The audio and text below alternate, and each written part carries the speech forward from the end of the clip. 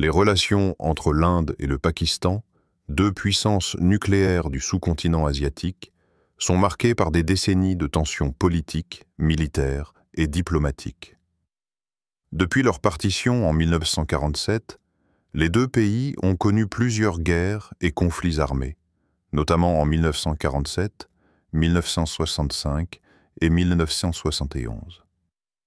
Bien que la guerre en 1971 ait abouti à la création du Bangladesh, la question du Cachemire reste le principal point de friction, avec des tensions persistantes sur la gestion de ce territoire contesté.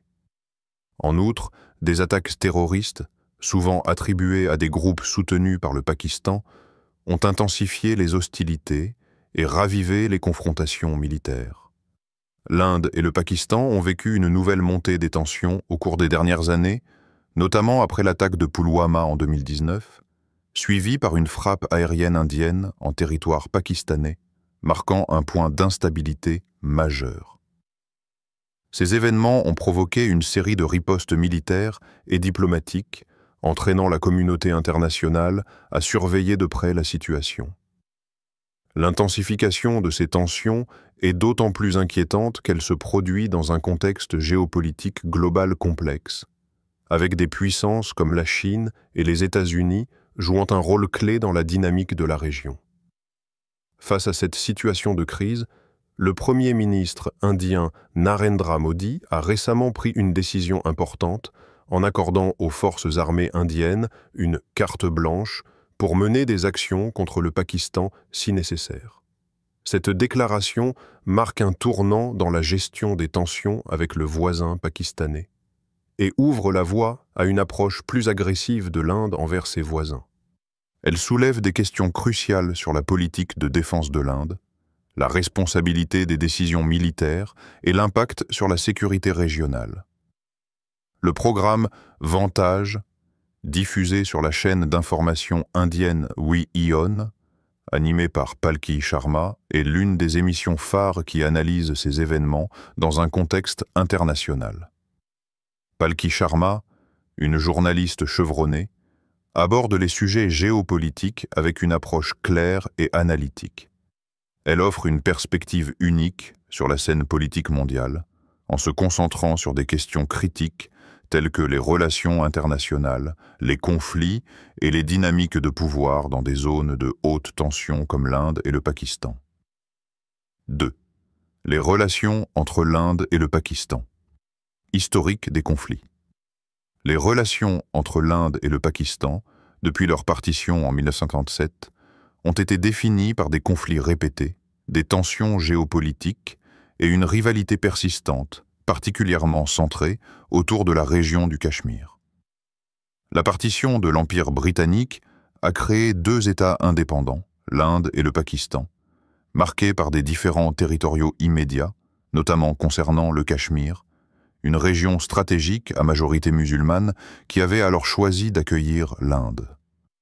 Ce différend a été à l'origine de la première guerre indo-pakistanaise de 1947-1948, après que le Pakistan a tenté de prendre le contrôle de la région. Cette guerre a pris fin avec un cessez-le-feu, supervisé par l'ONU, mais la question du Cachemire est restée non résolue, avec la région divisée par la ligne de contrôle, LOC, mais revendiquée par les deux pays dans son ensemble. La Deuxième Guerre, en 1965, a été déclenchée par des tensions croissantes à la frontière du Cachemire.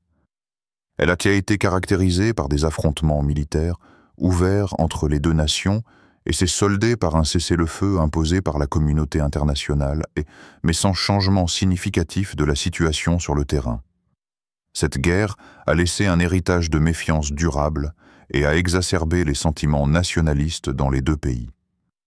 Le troisième conflit majeur, en 1971, a été provoqué par la guerre de libération du Bangladesh, qui a vu l'Inde soutenir les séparatistes bengalis contre le régime pakistanais.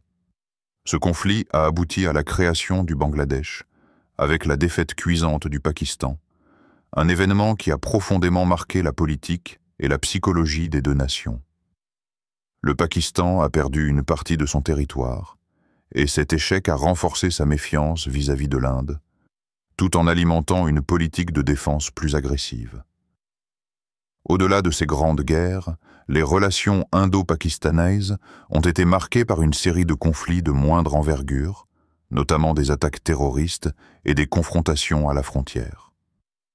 L'attaque de Mumbai en 2008, attribuée à des militants basés au Pakistan, a exacerbé les tensions et conduit à des appels de plus en plus nombreux à l'Inde pour adopter une position plus fermée et défensive face au Pakistan.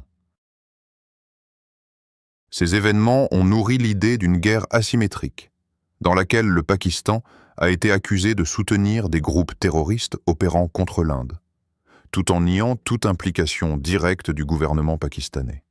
Les tensions ont continué de croître avec l'attaque de Pulwama en 2019, où 40 soldats indiens ont été tués dans un attentat suicide revendiqué par le groupe terroriste Jaish-e-Mohammed, un groupe que l'Inde accuse d'être soutenu par le Pakistan. En réponse, l'Inde a mené une frappe aérienne sur le territoire pakistanais à Balakot, ciblant un camp de militants. Cela a marqué un point culminant dans les relations indo-pakistanaises, car c'était la première fois depuis 1971 que l'Inde menait une opération militaire à grande échelle en territoire pakistanais. La situation a été extrêmement tendue, avec des escarmouches militaires à la frontière et des tensions diplomatiques élevées. Bien que l'escalade n'ait pas abouti à une guerre à grande échelle, elle a révélé la fragilité de la situation et la possibilité d'une confrontation totale.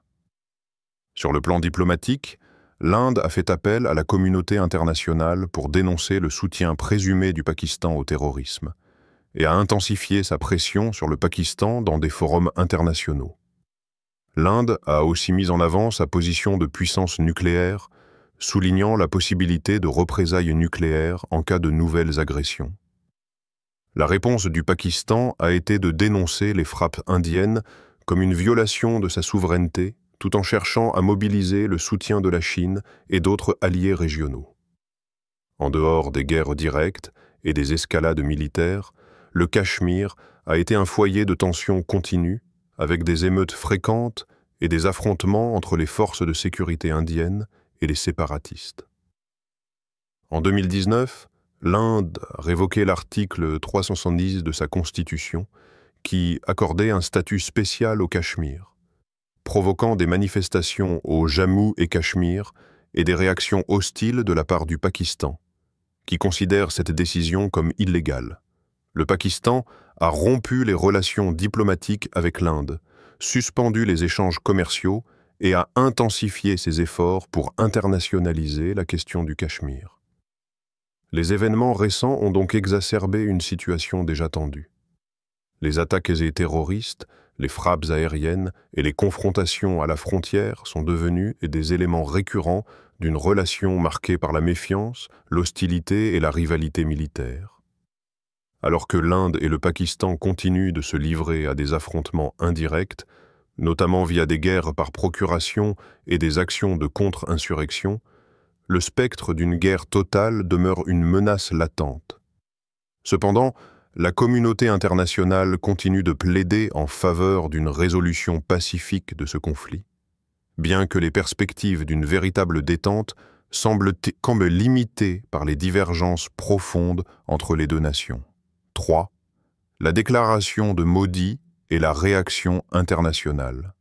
Le 17 avril 2025, lors d'une conférence de presse, le Premier ministre indien Narendra Modi a prononcé une déclaration qui a suscité des réactions immédiates et multiples à l'échelle mondiale. En réponse à l'escalade des tensions avec le Pakistan, Modi a donné aux forces armées indiennes une carte blanche pour mener des opérations militaires contre le Pakistan si les circonstances l'exigeaient. Cette déclaration n'a pas seulement marqué un tournant dans la politique de défense de l'Inde, mais a également ouvert la voie à des interprétations variées sur le plan militaire, stratégique et diplomatique. 1. Analyse de la déclaration de Modi sur la carte blanche donnée aux forces armées. La phrase « carte blanche » suggère que les forces armées indiennes bénéficient désormais d'une latitude étendue pour répondre à toute forme de menace en provenance du Pakistan sans avoir à attendre l'aval politique formel du gouvernement à chaque action militaire. Cela implique une escalade significative de l'autonomie donnée aux chefs militaires pour prendre des décisions stratégiques sur le terrain. Bien que le gouvernement indien ait toujours exercé un certain contrôle sur ses forces armées, cette déclaration de Modi marque un changement dans la manière dont l'Inde pourrait réagir en cas d'agression ou d'attaque terroriste attribuée au Pakistan. Ce type de déclaration peut être interprété de différentes manières. D'une part, elle peut être perçue comme un message fort envoyé à Islamabad, soulignant la volonté de l'Inde de ne pas tolérer toute forme d'agression. D'autre part, elle peut également être vue comme un signe que l'Inde pourrait adopter une position plus agressive vis-à-vis du Pakistan, prêt à franchir des lignes rouges pour défendre ses intérêts.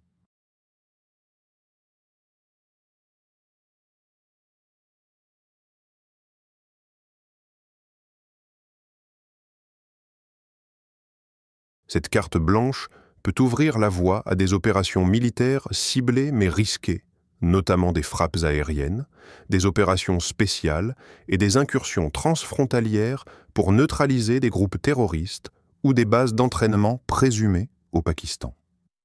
Du point de vue militaire, cela pourrait signaler une amplification de la guerre par procuration entre les deux pays, avec des conséquences potentiellement désastreuses pour la stabilité de la région du sous-continent. L'Inde pourrait également renforcer ses capacités en matière de guerre électronique et de cyberattaque, en plus des frappes conventionnelles. Cette évolution pourrait entraîner une escalade des attaques, en particulier dans les zones sensibles comme le Cachemire, où la situation est déjà tendue. Deuxième, implication militaire, stratégique et diplomatique. Sur le plan militaire, cette déclaration de Modi pourrait entraîner une augmentation significative de l'activité des forces armées indiennes le long de la ligne de contrôle, l'OC, ainsi que dans d'autres zones stratégiques proches de la frontière. L'Inde pourrait intensifier ses opérations pour éliminer des camps terroristes en territoire pakistanais ou mener des frappes aériennes ciblées contre des infrastructures militaires et des sites présumés abritant des groupes extrémistes. Une telle approche pourrait augmenter les risques de conflits ouverts, les forces indiennes se retrouvant en contact direct avec les forces armées pakistanaises. Cependant, l'Inde a également investi massivement dans ses capacités de dissuasion nucléaire, ce qui peut limiter les options du Pakistan face à une action militaire directe. Stratégiquement, la déclaration de Modi pourrait être perçue comme un moyen pour l'Inde de renforcer son image de puissance régionale et de défendre sa souveraineté. Cela pourrait également être utilisé pour cimenter le soutien interne avec un sentiment croissant de nationalisme et de fierté militaire, alors que Modi cherche à consolider sa position politique domestique. Cette déclaration survient à un moment où l'Inde est en train de moderniser ses capacités militaires et d'augmenter ses dépenses de défense, ce qui lui permettrait théoriquement de mener des actions militaires plus ambitieuses sans compromettre sa sécurité nationale. Sur le plan diplomatique, cependant, une telle déclaration pourrait compliquer les relations de l'Inde avec ses voisins et le reste du monde. Elle pourrait isoler davantage l'Inde dans ses relations avec le Pakistan, mais aussi dans ses relations avec des puissances mondiales qui prônent la diplomatie et la négociation dans la gestion des conflits régionaux. Si cette déclaration aboutit à une escalade militaire, elle pourrait également fragiliser les efforts diplomatiques de l'Inde sur d'autres fronts internationaux, notamment dans des forums comme les Nations Unies ou le G20. 3. Réaction internationale. Réception par les alliés de l'Inde et les grandes puissances. La réaction internationale à cette déclaration a été immédiate et variée, avec des préoccupations exprimées par de nombreuses nations sur les risques d'une escalade de la violence. Les alliés traditionnels de l'Inde, comme les États-Unis, ont exprimé une certaine inquiétude, tout en réaffirmant leur soutien à la sécurité de l'Inde. Le secrétaire d'État américain a déclaré que les États-Unis étaient profondément préoccupés par la déclaration, tout en appelant à une résolution pacifique des différends. Toutefois, l'Inde bénéficie d'un soutien stratégique des États-Unis, en particulier en matière de défense et de lutte contre le terrorisme, ce qui a tempéré toute critique trop acerbe. Les États-Unis restent attachés à la stabilité du sous-continent, mais ils privilégient des solutions diplomatiques pour éviter une confrontation militaire ouverte. Du côté de la Chine, un allié stratégique du Pakistan, la déclaration de Modi a été perçue comme un signe d'escalade de la part de l'Inde, et cela pourrait influencer les relations de Pékin avec New Delhi. La Chine a appelé à la retenue et a exprimé sa préoccupation quant à la stabilité régionale. Pékin a déjà des intérêts géopolitiques dans la région, notamment à travers son partenariat avec le Pakistan dans le cadre du corridor économique Chine-Pakistan, CPEC, et pourrait être incité à jouer un rôle de médiateur tout en soutenant son partenaire. La Russie, quant à elle, a adopté une position plus neutre, mais a souligné la nécessité de maintenir un dialogue direct entre l'Inde et le Pakistan. Historique allié de l'Inde, la Russie reste un partenaire clé dans les domaines militaires et énergétiques, mais elle préfère éviter une escalade dans la région, car une instabilité prolongée pourrait affecter ses propres intérêts stratégiques en Asie centrale et dans la région de l'Indo-Pacifique. Quatrième, impact potentiel sur la stabilité régionale et les relations internationales d'Iran-Côte-Sud.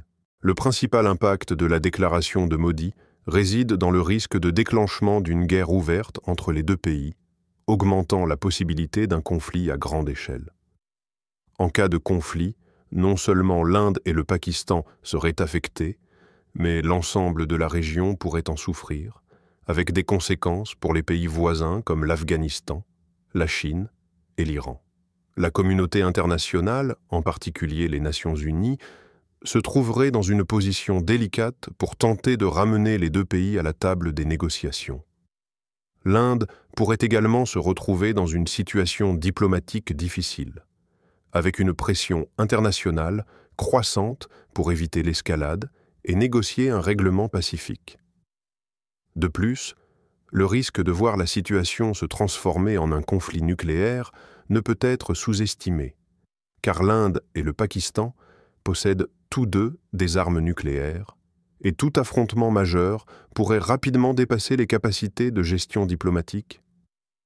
En conclusion, la déclaration de Modi ouvre un nouveau chapitre dans les relations indo-pakistanaises et a des répercussions considérables à la fois sur le plan militaire et diplomatique.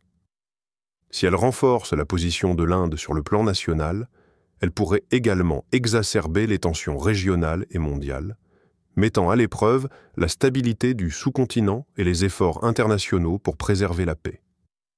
Quatrième, le rôle des forces armées indiennes, capacité et préparation. Les forces armées indiennes constituent l'une des plus grandes et des plus puissantes structures militaires au monde. Avec plus d'1,4 million de soldats actifs et un budget de défense en constante augmentation, l'Inde a su moderniser ses forces et se préparer à un éventuel affrontement avec le Pakistan, son voisin immédiat. Les tensions croissantes, notamment en raison des menaces terroristes et des agressions transfrontalières, ont poussé le pays à renforcer ses capacités militaires, tant sur le plan conventionnel que dans le domaine de la dissuasion nucléaire. Dans ce contexte, l'annonce du Premier ministre Modi, qui donne carte blanche aux forces armées indiennes, s'inscrit dans une stratégie plus large de préparation militaire. Premier, les capacités militaires de l'Inde, forces aériennes, terrestres et navales. L'Inde dispose d'une armée de terre puissante, équipée de plus de 4000 tanks et d'une large gamme de véhicules blindés. Cette capacité terrestre est soutenue par des divisions mécanisées et des brigades d'infanterie, capables de mener des opérations à grande échelle, en particulier dans les régions montagneuses et difficilement accessibles comme le Cachemire. L'Inde a également renforcé ses capacités de défense aérienne avec des systèmes de radars modernes et de missiles solaires pour contrer toute menace venue du Pakistan. Les forces aériennes indiennes, IAF, sont parmi les plus avancées d'Asie, avec un inventaire impressionnant de chasseurs de 4e et 5e génération, dont les Su-30 MKI, les Rafales et les Mirage 2000, qui assurent une supériorité aérienne en cas de conflit. Les récents achats d'avions de chasse, combinés avec des capacités de frappe à longue portée, permettent à l'Inde de mener des frappes stratégiques contre des cibles situées en territoire pakistanais, comme cela a été démontré avec l'attaque de Balako en 2019. Le développement et le déploiement de drones de combat et de surveillance renforcent également la capacité de l'Inde à mener des opérations de renseignement et des frappes d'émos ciblées sur des infrastructures ennemies. Les forces navales indiennes, bien que principalement concentrées sur la protection de la frontière maritime et de la région de l'océan Indien, jouent un rôle stratégique dans la gestion des tensions avec le Pakistan. La marine indienne est dotée de sous-marins nucléaires, de porte-avions et de destroyers modernes capables de projeter de la puissance bien au-delà des côtes indiennes. En période de crise, la capacité de déployer des navires de guerre et des sous-marins dans le golfe du Bengale et dans la mer d'Arabie permet à l'Inde de maintenir une présence militaire dissuasive tout en contrôlant les routes maritimes essentielles pour ses intérêts économiques et sécuritaires.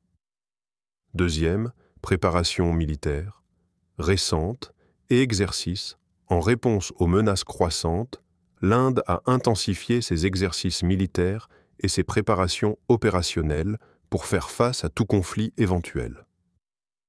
Ces dernières années, des manœuvres à grande échelle ont eu lieu sur différents fronts, y compris des simulations de guerre en haute altitude dans la région du Cachemire et des exercices interforces impliquant l'armée, la marine et l'aviation. Ces exercices sont conçus pour tester la capacité de l'Inde à mener des actions coordonnées sur plusieurs fronts simultanément et à gérer des situations de crise, en particulier en cas de guerre prolongée avec le Pakistan.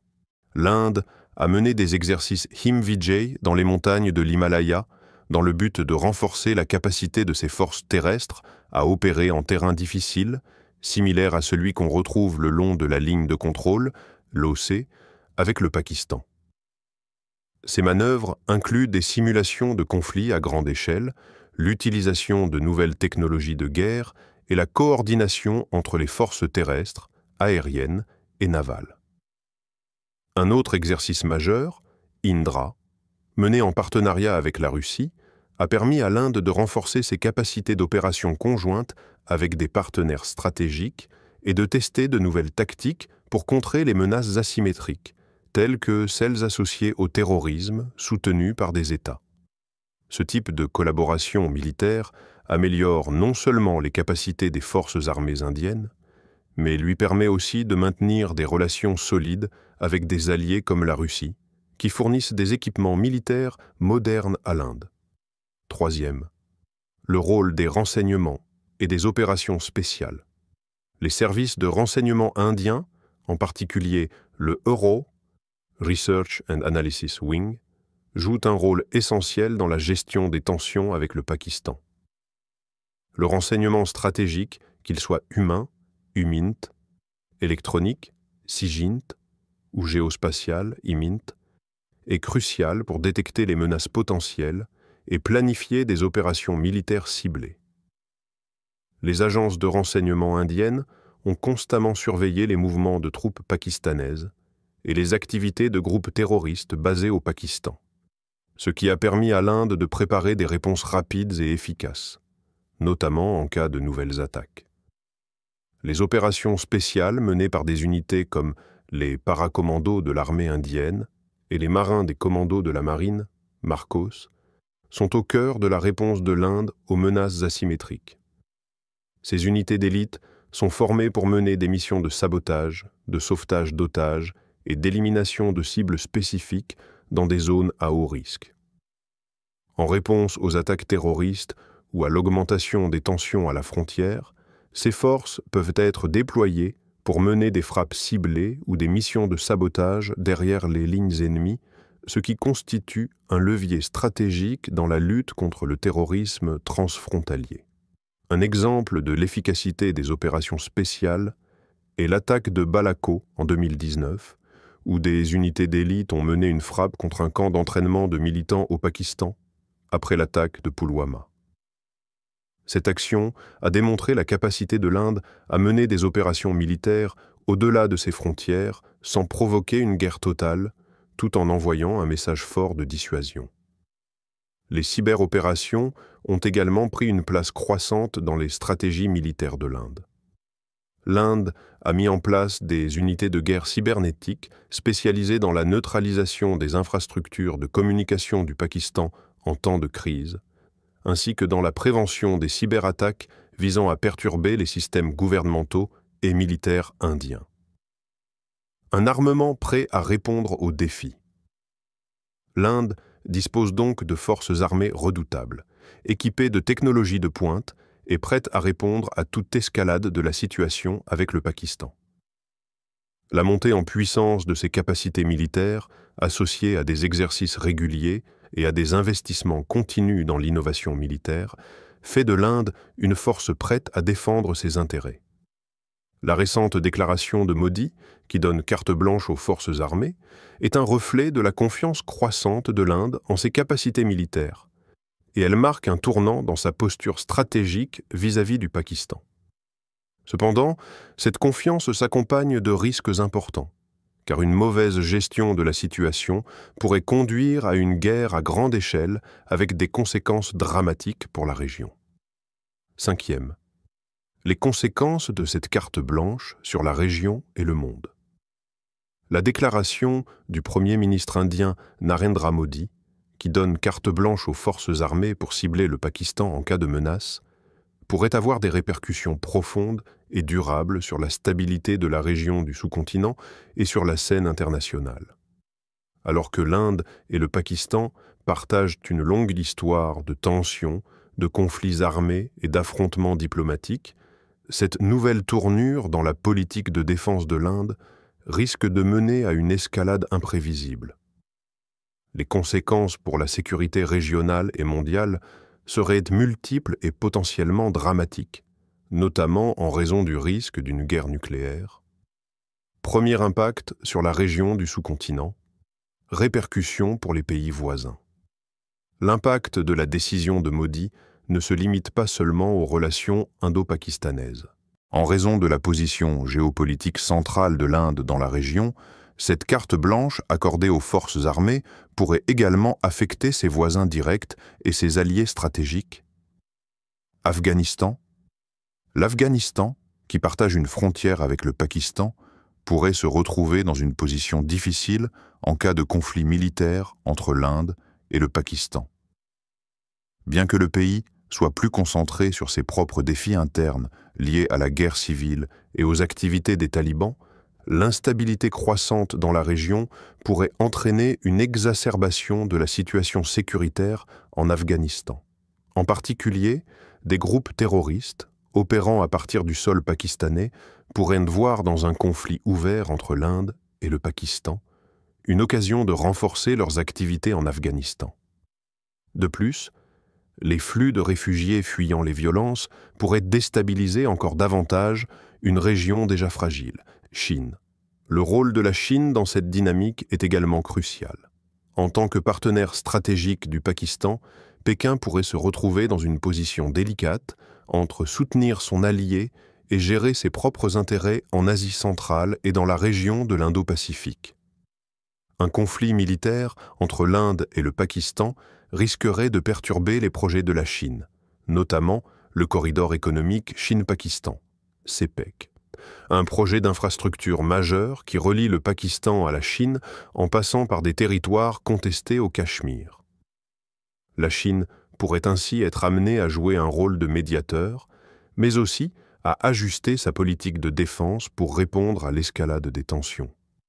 D'autre part, le renforcement de la posture militaire indienne pourrait aussi être perçu comme une menace par Pékin, d'autant plus que les relations sino-indiennes sont déjà tendues sur des questions de frontières, notamment en Arunachal Pradesh, Bangladesh et Népal, Bien que ces pays ne soient pas directement impliqués dans le conflit indo-pakistanais, ils risquent également d'être affectés par la situation. Un conflit prolongé pourrait entraîner des déplacements massifs de réfugiés, tandis que les tensions régionales exacerbées pourraient influencer la politique intérieure de ces pays, qui sont souvent pris dans l'orbite stratégique de l'Inde. Le Bangladesh, par exemple, pourrait se retrouver dans une position d'équilibriste, cherchant à maintenir des relations amicales avec l'Inde tout en préservant sa propre indépendance politique. Deuxième conséquence, pour la sécurité mondiale en cas d'escalade militaire. Un conflit militaire ouvert entre l'Inde et le Pakistan aurait des conséquences dramatiques pour la sécurité mondiale. La communauté internationale, y compris les grandes puissances, suivra de près les événements car les deux pays possèdent des armes nucléaires, ce qui introduit une dimension supplémentaire de danger. L'escalade des tensions pourrait entraîner un effet domino, affectant la stabilité mondiale de plusieurs manières. Flux de réfugiés. En cas de guerre prolongée, un grand nombre de civils fuiraient les zones de conflit, entraînant une crise humanitaire massive. Des millions de réfugiés pourraient chercher refuge dans les pays voisins, notamment en Afghanistan, en Chine et en Iran, ce qui exercerait une pression sur les ressources et les infrastructures de ces pays. Cela pourrait également affecter l'Europe et les États-Unis, qui risquent de devoir gérer une crise migratoire à grande échelle. Perturbation des marchés mondiaux. L'Inde et le Pakistan jouent des rôles clés dans le commerce mondial, notamment dans l'importation et l'exportation de matières premières, comme le charbon, le pétrole et le gaz. Une guerre dans la région perturberait ces flux commerciaux, affectant directement l'économie mondiale, en particulier les marchés des matières premières et de l'énergie. Cela pourrait entraîner une hausse des prix de l'énergie, une instabilité des marchés boursiers et des effets d'entraînement sur les économies émergentes. Prolifération nucléaire. L'une des principales préoccupations serait la menace d'une escalade nucléaire. Bien que les deux pays aient montré une certaine retenue dans l'utilisation de leurs armes nucléaires en raison des doctrines de dissuasion mutuellement assurées, la montée des tensions et une perte de contrôle pourraient déclencher une réaction imprévisible. Les arsenaux nucléaires des deux pays comprennent des ogives à la portée de plusieurs centaines de kilomètres. Et bien que la doctrine de l'Inde repose sur un « no first use », la situation pourrait rapidement dégénérer, en particulier en cas de provocation majeure. Un conflit nucléaire, même limité, aurait des conséquences catastrophiques non seulement pour les deux pays concernés, mais aussi pour la stabilité mondiale, avec un impact sur l'environnement, la santé publique et les systèmes économiques mondiaux. Troisième, les risques de guerre nucléaire et les appels à la diplomatie. La menace nucléaire, bien que présente, reste une option que l'Inde et le Pakistan cherchent à éviter à tout prix. Les deux pays ont adopté des politiques de dissuasion nucléaire et il existe un large consensus au sein des forces armées et des responsables politiques des deux pays sur le fait qu'une guerre nucléaire serait une catastrophe. Toutefois, la situation peut rapidement échapper à tout contrôle et des incidents limités ou des malentendus pourraient avoir des conséquences dévastatrices. Les appels à la diplomatie, la communauté internationale, y compris les Nations Unies, les États-Unis et la Russie, a appelé à la retenue et à la diplomatie dans ce contexte tendu. La communauté internationale a insisté sur la nécessité d'un dialogue direct entre l'Inde et le Pakistan pour éviter une confrontation militaire totale. Des initiatives de médiation, en particulier par des pays comme la Chine, les États-Unis et la Russie, pourraient jouer un rôle clé dans la réduction des tensions. En outre, des organisations régionales comme l'Organisation de coopération de Shanghai, OCS, ou la SAARC, Association sud-asiatique pour la coopération régionale, pourraient intervenir pour organiser des pourparlers de paix. Des négociations bilatérales pourraient être le moyen le plus efficace d'éviter une escalade incontrôlable, mais ces discussions devraient s'appuyer sur la volonté des deux parties d'éviter une confrontation totale. Cependant, avec les tensions croissantes, il est incertain que l'Inde et le Pakistan soient prêts à revenir à la table des négociations, surtout si l'un des deux pays estime que sa sécurité est directement menacée.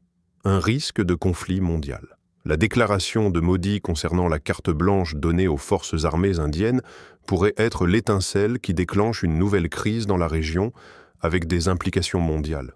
L'escalade des tensions pourrait entraîner des répercussions directes sur la stabilité régionale, affectant les pays voisins comme l'Afghanistan et la Chine et perturbant les flux commerciaux mondiaux.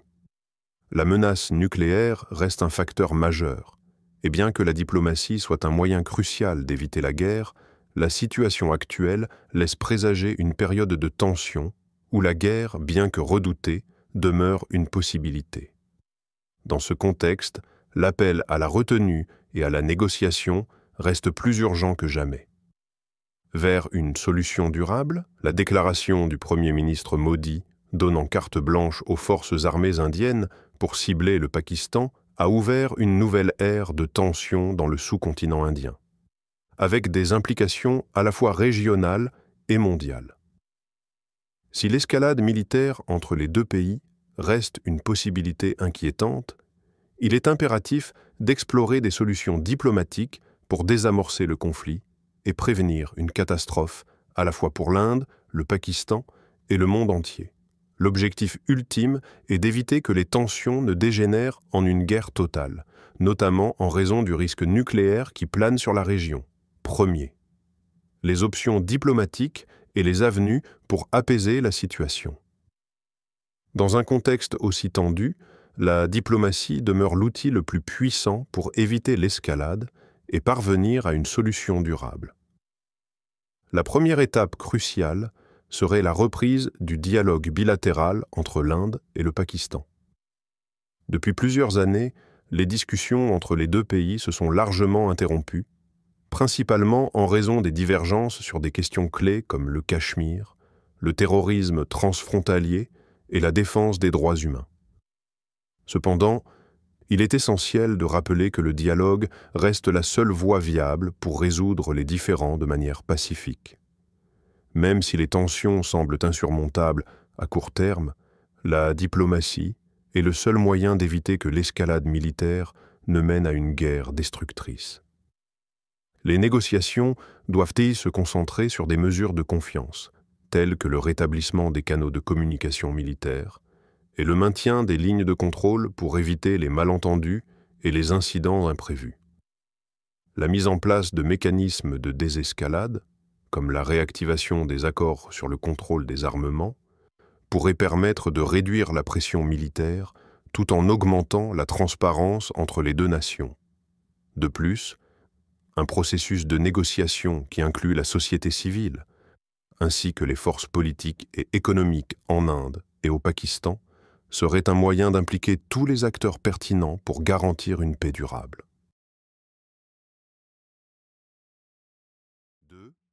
Renforcer les dialogues multilatéraux. Au-delà des négociations bilatérales, il est essentiel de renforcer les dialogues multilatéraux pour éviter une confrontation régionale plus large.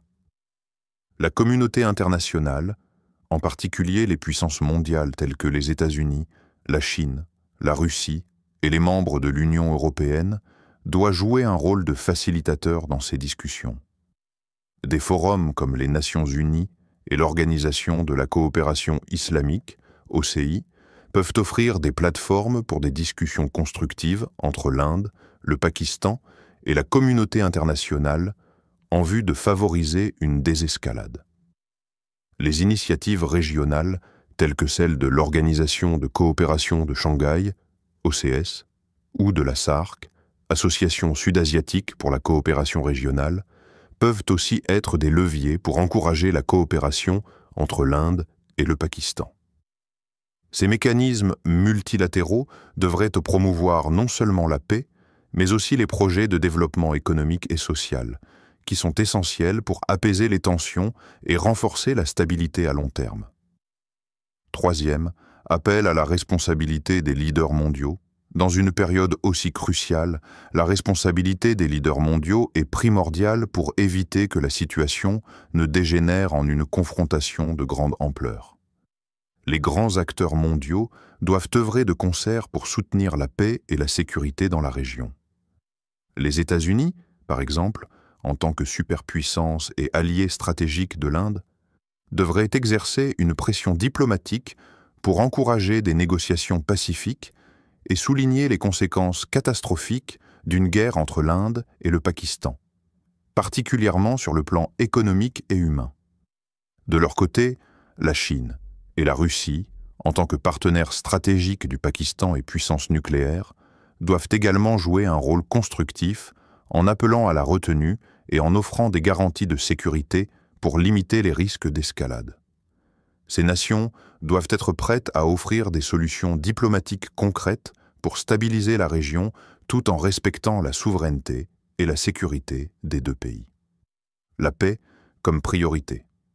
Alors que la menace d'un conflit entre l'Inde et le Pakistan reste bien réelle, il est impératif que la communauté internationale unisse ses efforts pour éviter une confrontation militaire totale.